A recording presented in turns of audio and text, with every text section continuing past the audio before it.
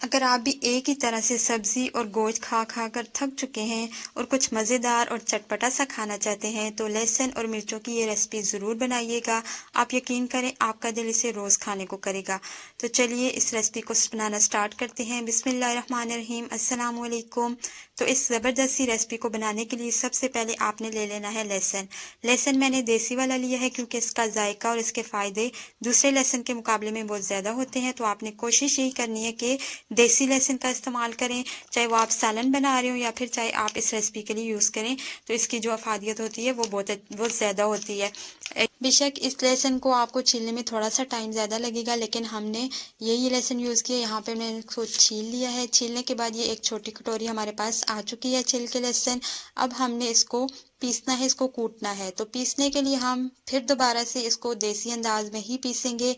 सिलबट्टे पे आपने इसको पीसना है, आपने जो मशीन होती है उसका यूज़ नहीं करना, तभी ये रेसिपी हमारी ज़बरदस्त सी बनेगी। और दूसरा ये कि इसके जो फाइबर होगा और इसका जो जूस होता है, लहसुन का जो पानी होता है, अगर हम मशीन में इसको डाल के पीस लेंगे तो अलग हो जाएगा।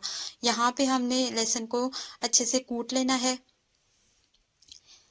तो यहाँ पे हमारा जो लहसुन था वो अच्छे से कुट चुका है। आप देख सकते हैं इसका जो फाइबर है वो हमारे पास आ चुका है, लेकिन इसका जूस जो है, इसका जो पानी है जिसमें असल ताकत होगी वो ज़ाया नहीं होगा। अब यहाँ पे हमने लहसुन को अच्छे से कूट लिया है। इसमें हम शामिल कर देंगे 2 अदद हरी मिर्चें। आमतौर पे इस रेसिपी में हरी मिर्चों की जगह लाल मिर्चें, जो हरी के बाद लाल हो जाती हैं, वो यूज़ की जाती हैं, लेकिन मेरे पास लाल मिर्चें नहीं थी तो मैंने हरी मिर्चों का ही इस्तेमाल कर लिया।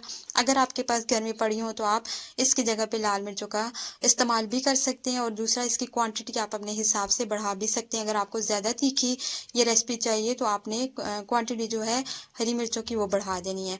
यहाँ पे हरी मिर्चों को भी हमने लहसुन के साथ कूट लिया है। अब इसमें कुछ मसाले हम शामिल कर देंगे। मसालों में सबसे पहले मैं शामिल कर दूंगी इसमें नमक। आधा चम्मच तकरीबन हमने इसमें नमक का ऐड कर दिया। लाल मिर्चें कलर के लिए मैं ऐड कर रही हूँ, यहाँ पे कश्मीरी लाल मिर्च जो होती है आप उसको यूज़ कर सकते हैं। मैंने 1.5 चम्मच यहाँ पे रंग वाली मिर्चें ऐड की हैं। धनिया पाउडर इसमें गया आधा चम्मच। सौंठ का पाउडर, जिसको अदरक का पाउडर भी बोलते हैं, वो भी हमने इसमें आधा चम्मच ऐड कर दिया। थोड़ा सा पानी ऐड करके इसको मिक्स कर लेंगे। अब ये ज़बरदस्त सी जो रेसिपी हम बना रहे हैं, यकीनन आपको पता चल चुका होगा कि लहसुन की चटनी हम बना रहे हैं, लेकिन इसको हमने इसकी शेल्फ लाइफ बढ़ाने के लिए और इसको ज़्यादा देर तक महफूज रखने के लिए हमने इसको पकाना भी है। यहाँ पे अगर आप चाहें तो इस स्टेज पे आप चटनी निकाल के खा सकते हैं। बिल्कुल ये रेडी हो चुकी है, लेकिन अगर आप इसको मज़ीद रखना चाहते हैं फ्रिज में और इसकी शेल्फ लाइफ को बढ़ाना चाहते हैं तो आपने इसको नेक्स्ट स्टेप तक लेके जाना है। तो नेक्स्ट स्टेप हमने क्या करना है, हमने लेना है यहाँ पे पैन, उसमें शामिल करेंगे ऑयल। 3 से 4 टेबलस्पून आपने ऑयल के ऐड कर देने हैं। ऑयल डालने के बाद इसमें जो हमने लहसुन का पेस्ट, हरी मिर्चों का पेस्ट और मसाले डाल के जो पेस्ट हमने बना लिया था वो इसमें ऐड करेंगे। फ्लेम को आपने मीडियम टू लो रखना है, हाई फ्लेम पे इसको नहीं पकाना और ना ही बहुत ज़्यादा देर तक हम इस चटनी को पकाएंगे। बस हमने थोड़ा सा इसको इस तरह से पका लेना है कि इसकी शेल्फ लाइफ बढ़ जाए, लहसुन का कच्चापन दूर हो जाए। अब यहाँ पे इसको हमने थोड़ी देर के लिए 1 से 2 मिनट तक पका लेंगे। उसके बाद हमने इसमें इसको मिक्स करना है और इसमें 1-2 चीज़ें और भी जाएंगी, जिसकी वजह से आप इसको मज़ीद कुछ टाइम तक फ्रिज में इजीली रख कर खा सकते हैं।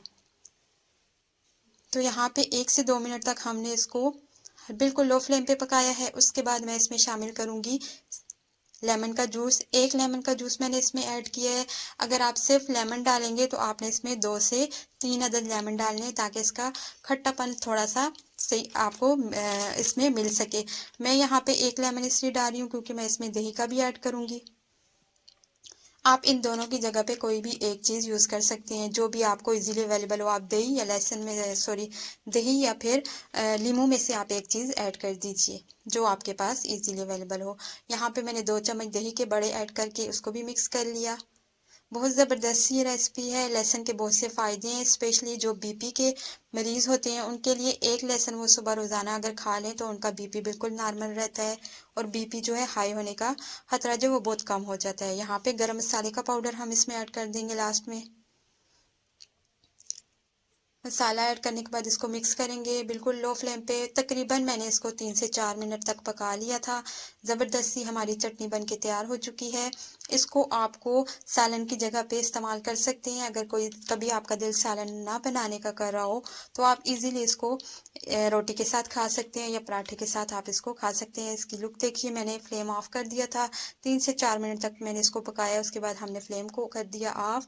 मज़ेदार सी हमारी चटनी तैयार हो चुकी है। अब यहाँ पे आप इसकी लुक देखिए, इसको देखते ही दिल करता है कि आप इसको खा लें। तो यहाँ पे मैंने इसके साथ एक पराठा भी बनाया था और उसके साथ मैं आप इसको ट्राई करके बताती हूँ कि ये ज़बरदस्त सी जो हमारी चटनी है वो कैसी बनी है।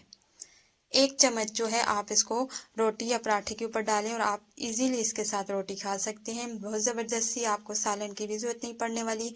बच्चों को लिए बना रहे हैं तो अगर घर में बच्चे हैं तो आप थोड़ा सा इसमें तीखापन कम करके उनको भी खिला सकते हैं और बच्चों के अलावा तो बड़ों की ये फेवरेट होने वाली है। तो ज़बरदस्त ये रेसिपी आपको कैसी लगी मुझे फीडबैक ज़रूर दीजिएगा। रेसिपी अच्छी लगी हो तो लाइक और शेयर कर दीजिएगा। चैनल पे न्यू है तो चैनल को भी सब्सक्राइब करके बेल का आइकन प्रेस कर दीजिएगा। Thanks for watching. अल्लाह हाफिज़।